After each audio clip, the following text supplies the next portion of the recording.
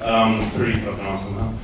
Okay, so I just want to bring up the director right away because we're going to get to some questions. Back to the stage, Gareth Evans. Hello again. Alright, because I have a mic, I get to ask the first question. I think a lot of people probably want to know this anyway. So, what was, who's the fight choreographer, and how was the process? It must have been exhausting. Yeah, it was. The fight choreography is done by Iko, the lead actor, and then the guy who plays Mad Dog, Yaya Lucan, and then myself. So the three of us combine together and come up with sick things to do. Right here. Yeah, what fighting styles are shown in the film? This is Silat. This is indigenous to Indonesia, so it's like it's an Indonesian martial art, and there's about 200 different schools of Silat in Indonesia alone. So. We should probably call up Mike and Joe, actually, they're in the audience or somewhere. Let's get them up to date and we're going to talk about music for us. There they are.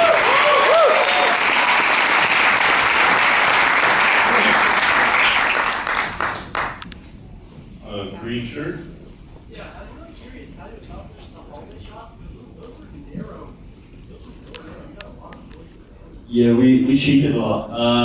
First of all, we had to put a super wide lens on it for some stuff. But other times, we took advantage of the doorways. So if we needed to come from behind someone and come around to a profile, we positioned the choreography so that as we're coming forward, somebody could open the door and we could step into the doorway. So that's the only way we could do it, really. What did you shoot on? We shot it using Panasonic AF100, which is kind of like the DSLR version, but made for video and film. So we kind of did that, and then we put, I'll get really technical, we put a 35mm data PL mount on there, and then we used Zeiss lenses, and then ran a HDSDI cable out from the back into a nano flash recorder, making the camera very, very heavy for my DOP. 1.1 million. Oh, wow. It's a lot, right? We're just curious as to how often people actually got hurt in all the fight scenes. We had paramedics and ambulance crew on standby every day. The worst injury was the guy who gets flipped over and breaks his back on the balcony. That's not real, by the way. The way we did it was like 3 separate shots. So we shoot like one take where he gets flipped over and lands onto a bunch of crash mats. And then we put the wall in. And then when we put the wall in, we sort of raised him up 1 meter off the wall, dropped him onto his ass so his back could come down. And then dropped him onto his back so his legs could come down. And then we combined all three together. The problem happened is we had to have him on a wire to control his path so that he would hit the crash mat, so the first take. And the guys who were pulling the wire pulled him a little bit too hard. So when he leapt off, instead of coming down on a nice arc, he just went straight across and hit his head on the wall on the other side, bounced off.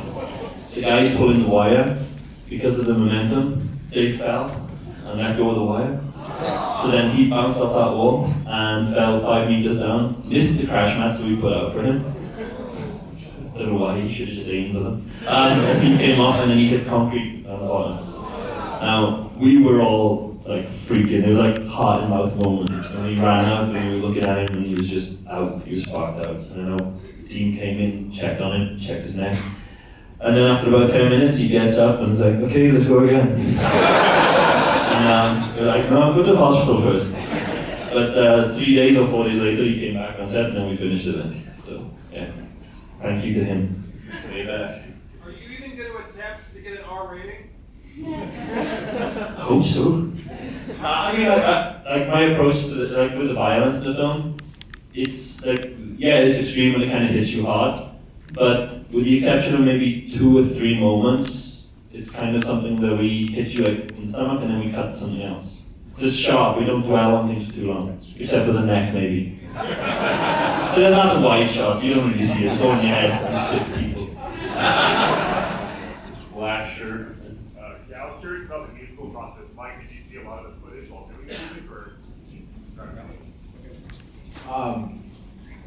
Well, for us, I think, I mean, we were working to something that was pretty much finished, so it's visual. We just did our best to, stay true to the spirit of what Gareth was doing, and this is actually the first film I've scored from front to back. Joe actually, I mean, he is just a little bit of background on us. I'm in a band called Linkin Park. Joe does the thing you guys have probably seen is the score he did with Daft Punk or Sean. And so for us, it was kind of like approaching this. There's a lot of fresh, like, inspiration, a lot of new ideas, just being kind of, you know, totally inexperienced. I don't know, does that kind of get at what you're at?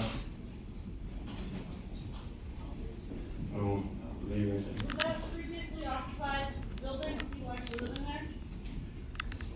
It's actually an office building. Seriously.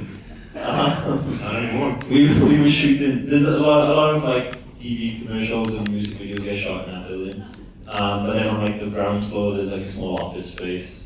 So they had no idea what the hell we were doing upstairs. But most of the film is studio based then. So like we used the real location for a little bit. The exterior of the building was CG, so we couldn't find something 15 floors up that looked as ominous as we wanted to. And then yeah, so we did about 80% of it was studio work, and then building corridors and rooms and the atrium and stuff like that. That was all studio. Our side? Hey, did you expect everybody to laugh as much as they did? Yes. Yeah, I've got a twisted sense of humor, so I was kind of hoping that some of the black humor moments would kind of come through. So thank you all for laughing. In front? The first hallway scene when he's fighting with the batons and staring everybody going down, how long did it take to shoot that scene? We had 2.5 days for that. That was a tight day. Tight one. Like if you look at like Hong Kong films, sometimes they'll have like a week or 10 days to shoot the 2-minute scene. And the final fight, which is about 6.5 minutes of just fighting, but then about 2 minutes of drama wraparound. And we only had about 8 days for that. So that was insane. But the hours are long in Indonesia. The shortest day we had was about 16, 17 hours. The longest day was 26. So, which you could say is one very long day and one very short day. Up here.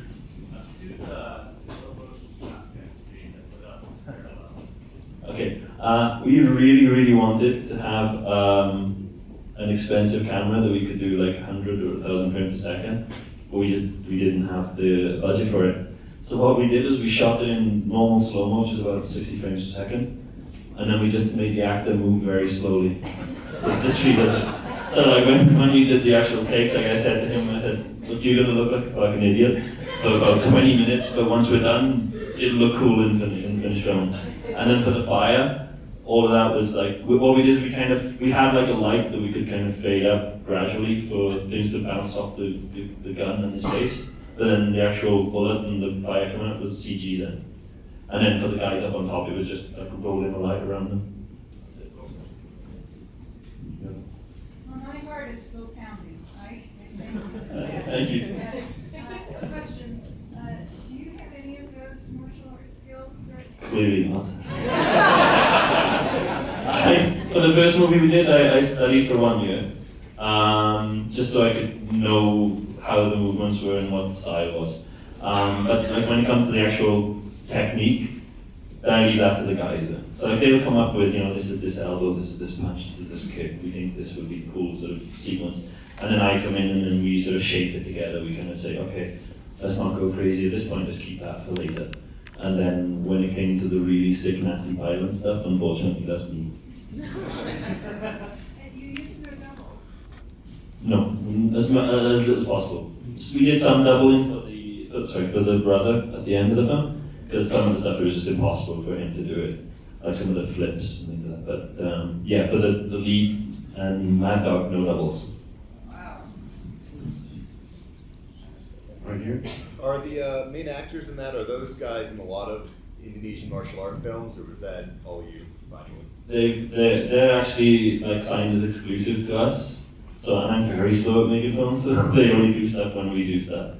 Yeah, Iko and Yayan, they both came, like on the first movie with Iko, the main actor, before that film, he was a delivery guy for a phone company. He'd studied martial arts since he was like 9 years old. And when we met him, it was just like instantly this thing that we had like some kind of screen presence. So we decided to build that first film around him, and second to swallow. So. I think we have time for one more, right here.